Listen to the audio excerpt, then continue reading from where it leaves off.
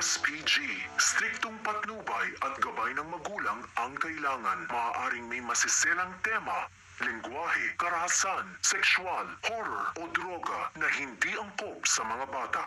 Habang mas tumatagal ay mas lalong tumitindi ang kaganapan dito nga sa Abot Kamay na Pangarap. Sa episodes na ito ay dito ay malalaman ng ni Lynette ang katotohanan na si Carlos pala ang tunay na ama nitong si Zoe. Samantala, matapos nang malaman nila RJ at nitong sila Annalyn na si Moira pala ang may kagagawan sa pagtulak nga nito ni RJ. Hindi na nakatais itong si Moira kaya naman nawalan nga ito ng malay matapos ng awayan ito ni Robert dito sa hotel na sanay dito siya mag-check-in. Nang chinek nga siya ni Annalyn ay talagang totoo talaga na nahimatay ito kaya naman agad itong isusugod sa Apex. Inutusan nga nitong si Doc RJ itong si Nurse Karen itong si Evan na magbantay dito kay Moira upang hindi makatakas. Ngunit sa sobrang sama nga talaga nitong si Moira nang magising nga ito ay dito'y tinadyakan nga niya itong si Nurse Karen at kinuha ang gunting. Binantaan ni Moira itong si Nurse Karen at Evan na kung hindi ito aalis at patakasin siya ay dito'y sasaksakin ito ng gunting. Agad na inireport ni Nurse Karen at Evan dito kay RJ ang pangyayari kaya naman sasabihan ni RJ ang lahat ng guards na hindi palabasin itong si Moira sa Apex. Matalino naman talaga itong si Moira kaya naman upang hindi siya makita ng mga guards ay sumakay nga siya dito sa cart. Ang inakala ni Moira na hindi siya makikita ng mga tao dahil mayroong tela na nakatabon dito sa cart ay dito'y nagkakamali nga siya. Dahil nang huminto ang waitress ay sakto naman na huminto ito sa harap nga nila Josa at nitong si Lynette. Sakto naman na malaman nga ni Moira at nitong si Josa na nakatakas nga itong si Moira. Kaya matalino naman talaga itong si Lynette dahil lang makita nga niya na gumagalaw ang tela kahit wala namang hangin ay dito'y agad naisip niya na si Moira na nga ang nakatago dito. Naisipan ni Lynette at itong si Josa na itumba nga ang cart na ito ay dito'y humandusay nga itong si Moira. Sa tingin ninyo, ito na kaya ang huling pagkakataon ni Moira na hindi na makatakas? Abangan natin yan dito lang yan sa Abot Kamay na Pangarap Advance Update. Kaya naman kung bago ka sa aking YouTube channel, please don't forget to like, share at subscribe ka na. Muli maraming salamat!